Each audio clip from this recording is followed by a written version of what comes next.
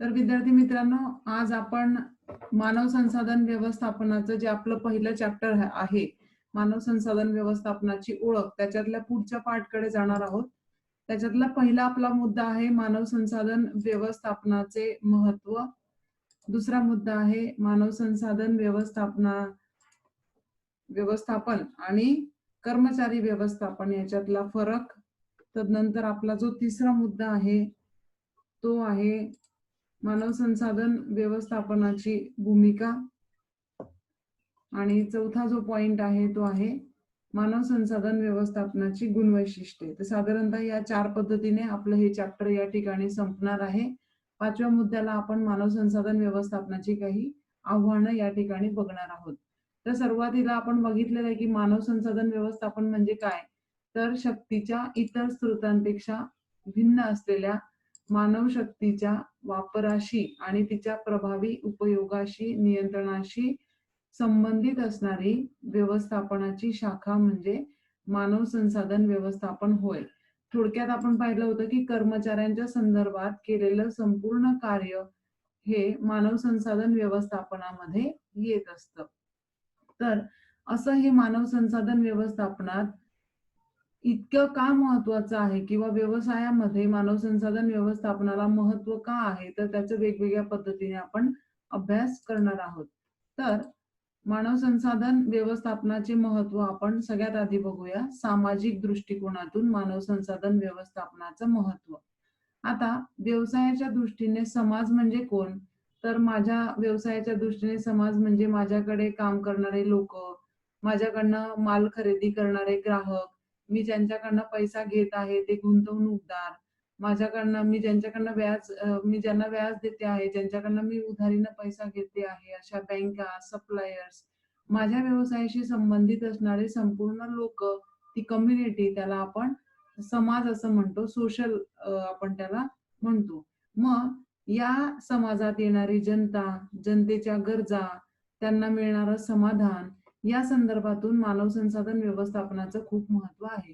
कोणताही व्यवसाय का स्थापन होतो, तर वस्तूची निर्मिती करून ती वस्तू त्या त्या वस्तू एखाद्या वस्तूची निर्मिती करून ती वस्तू ग्राहकांपर्यंत पोहोचवणे, त्या वस्तूपासून समोरच्या व्यक्तीला समाधान प्राप्त व्हावं, त्या वस्तूला त्या वस्तूपासून कोणतीही हानी समोरच्या व्यक्तीची होऊ नये, या दृष्टीने व्यवसाय चालवला जातो. मला नफा मिळत असला तरी त्या नफ्यातून कोणाचंही नुकसान होऊ नये, हे साधारणतः उद्दिष्ट कोणत्याही व्यवसायाचं असतं.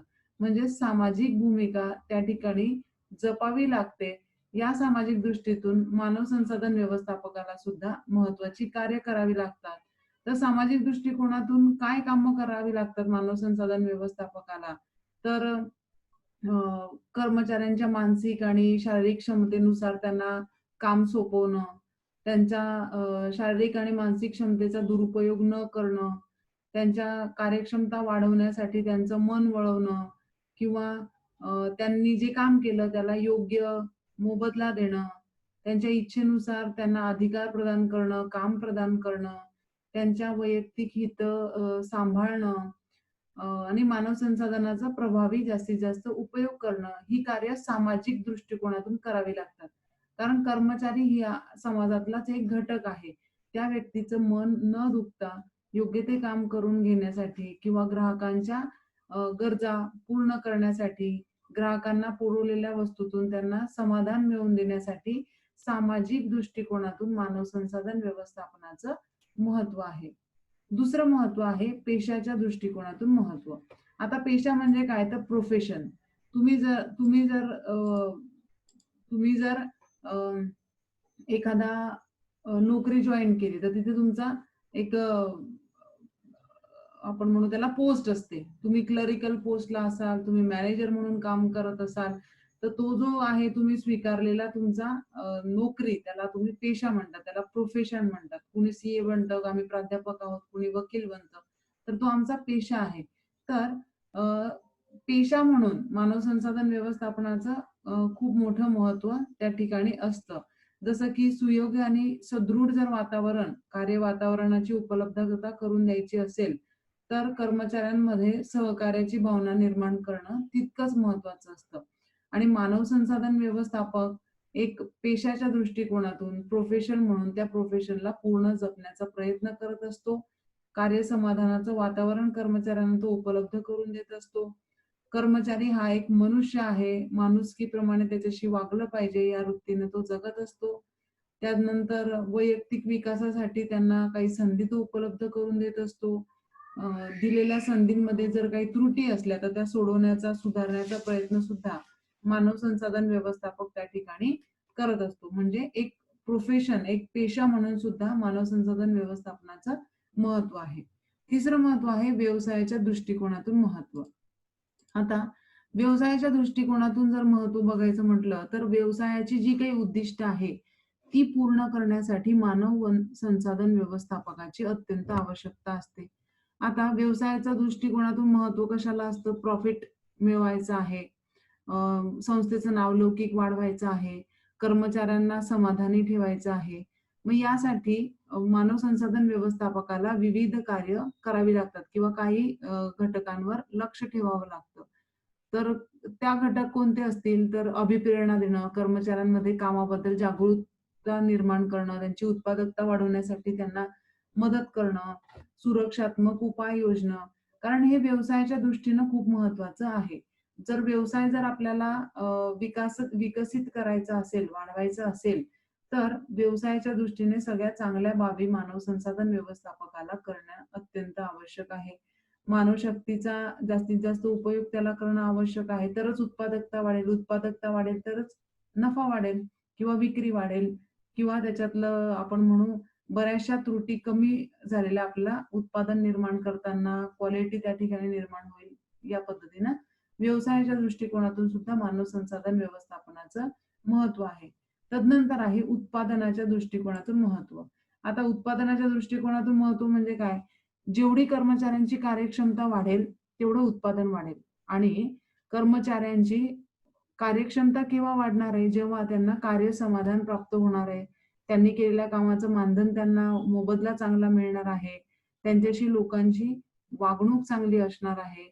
हे सगळं जर असेल तरच आणि तेव्हाच उत्पादन किंवा कार्यक्षमता वाढू शकते.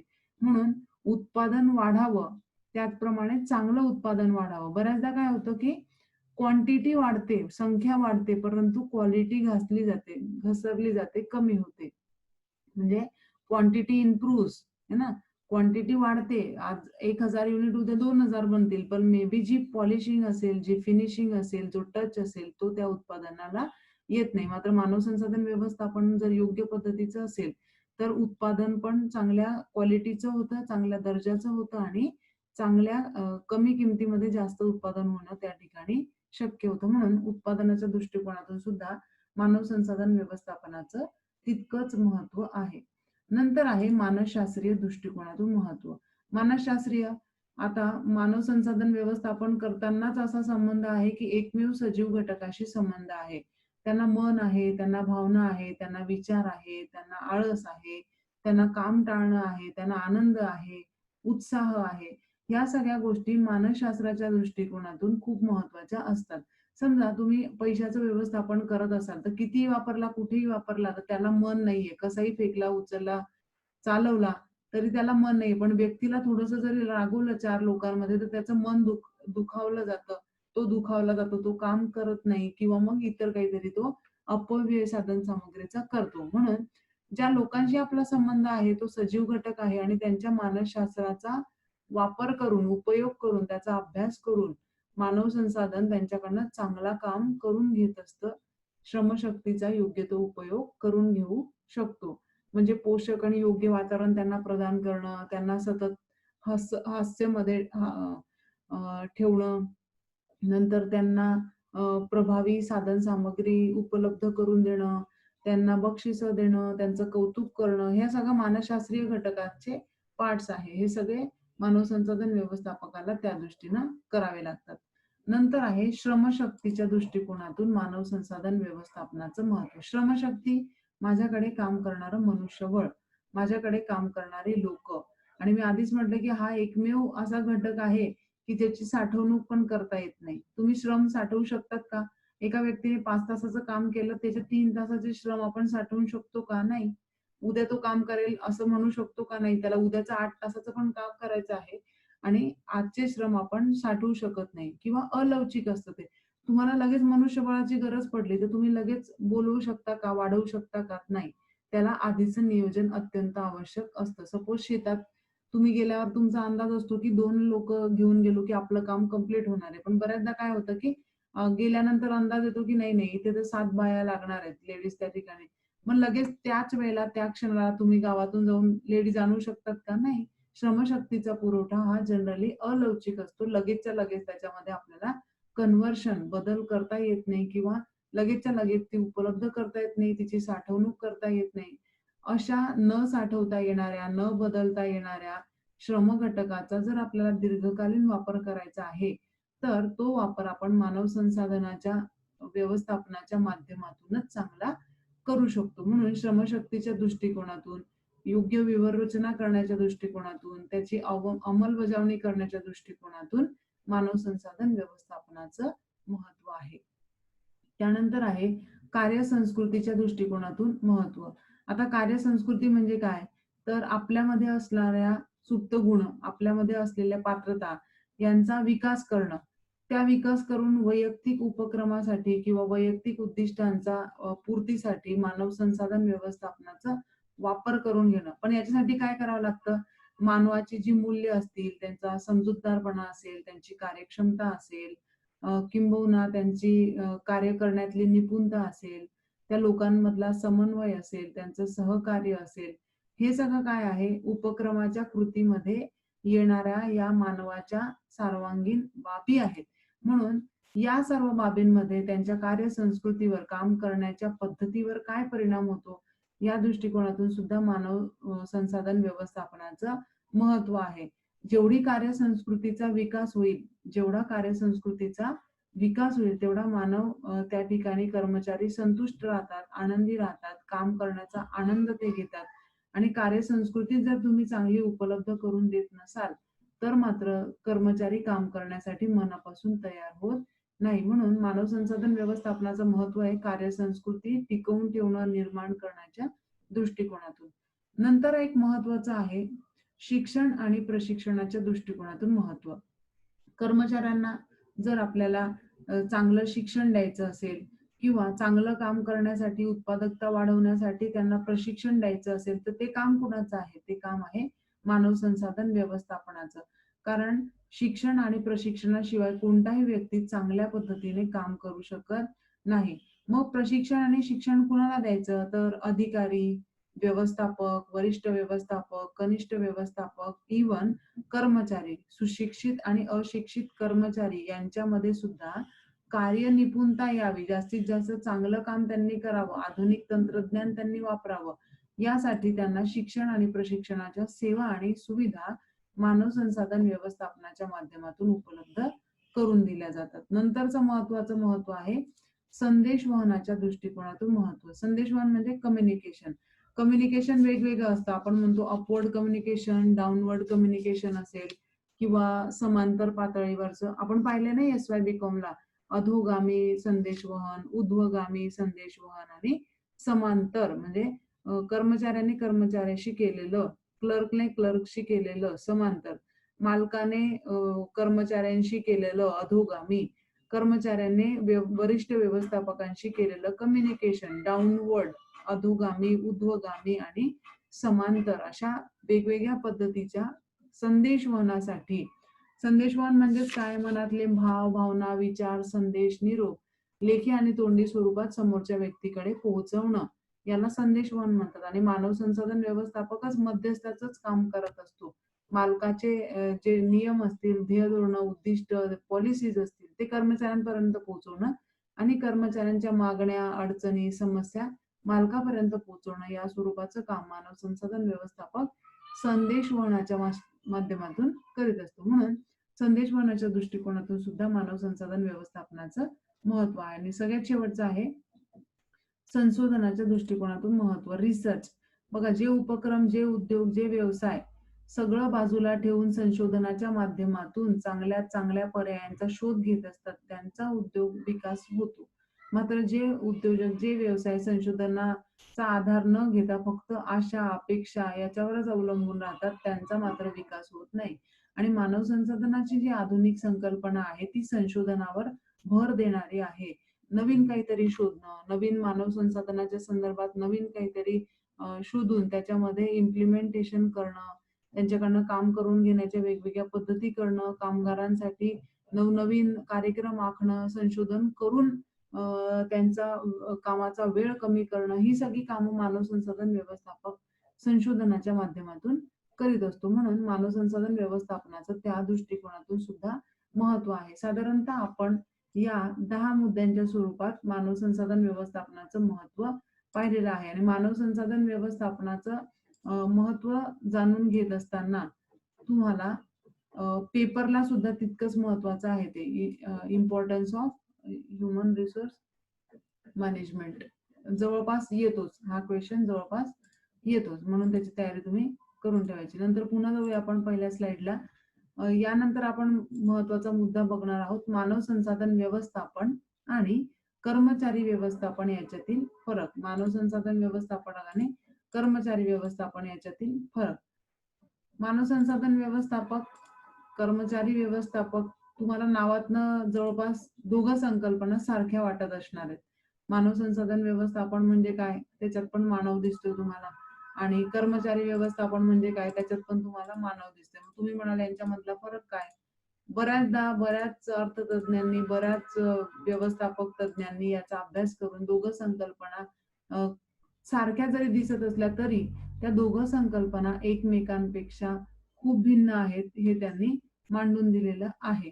मानव संसाधन व्यवस्थापन ही एक व्याप्त किंवा विकसित संकल्पना आहे, आधुनिक संकल्पना आहे. कर्मचारी ही परंपरागत अशी एक संकल्पना आहे. मानव संसाधन व्यवस्थापन ही मोठ्या प्रमाणावरील संकल्पना आहे आणि मानव संसाधन व्यवस्थापनातला एक छोटा पार्ट म्हणजे कर्मचारी व्यवस्थापन आहे. साधारणतः जर तुम्ही कर्मचारी व्यवस्थापन पाहिलं तर काम करणाऱ्या लोकांना कडनं काम करून घेणं म्हणजे कर्मचारी व्यवस्थापन, अशा पद्धतीने आपण त्याला बघू शकतो.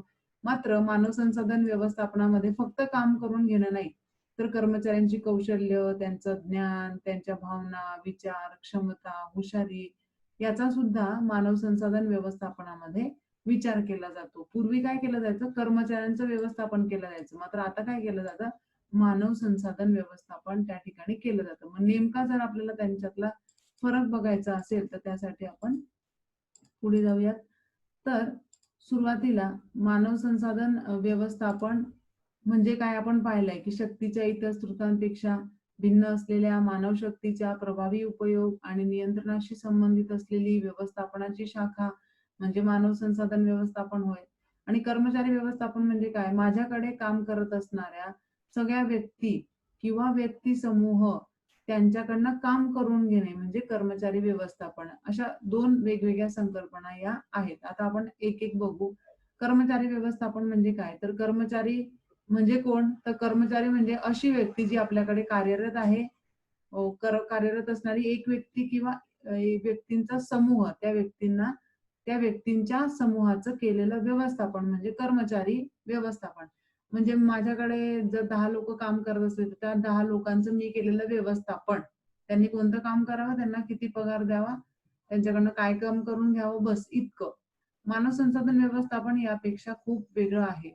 म्हणजे कर्मचाऱ्यांचं किंवा काम करणाऱ्या लोकांचं तर व्यवस्थापन करायचं आहेच आपल्याला, मात्र त्यासोबत काय करायचं आहे, त्यांची कौशल्य, त्यांचं ज्ञान, त्यांचं क्षमता, त्यांची हुशारी, त्यांच्या भावना, या सर्व गोष्टींचा सुद्धा व्यवस्थापन त्यामध्ये केलं जातं. म्हणजे ही एक ब्रॉड संकल्पना आहे. दुसरा फरक आहे, कर्मचारी व्यवस्थापनामध्ये कर्मचाऱ्यांचा वापर व्यवसायाच्या किंवा उपक्रमाच्या फायद्यासाठी करून घेतला जातो. कर्मचारी हा माझ्याकडे काम करणारा एक घटक आहे, त्याला जास्तीत जास्त राबवलं की मला फायदा होणार आहे, अशी एक भावना पर्सोनेल मॅनेजमेंट मध्ये असते, कर्मचारी व्यवस्थापनामध्ये असते. कर्मचाऱ्यांचा वापर व्यवसायाच्या फायद्यासाठी करणे. मात्र मानव संसाधन व्यवस्थापनात व्यवसायाचा फायदा तर आहेच, परंतु त्याचबरोबर कर्मचारी, कर्मचाऱ्यांचं कुटुंब आणि समाज या सगळ्यांचा एकत्रित फायदा व्हावा यासाठी मानव संसाधन व्यवस्थापनामध्ये कार्य केलं जातं.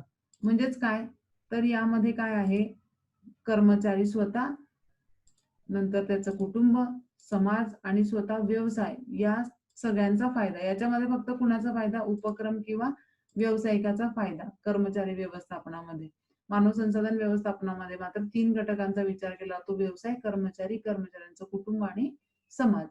तदनंतरचा फरक आहे बघा, कर्मचारी व्यवस्थापनामध्ये याच्यामध्ये कर्मचारी हा एक उत्पादन घटक मानला जातो व त्याची जी उत्पादन घटकाची मजुरी असेल, मोबदला असेल, तो मोबदला वेतनाच्या स्वरूपात किंवा मजुरीच्या स्वरूपात त्यांना दिला जातो.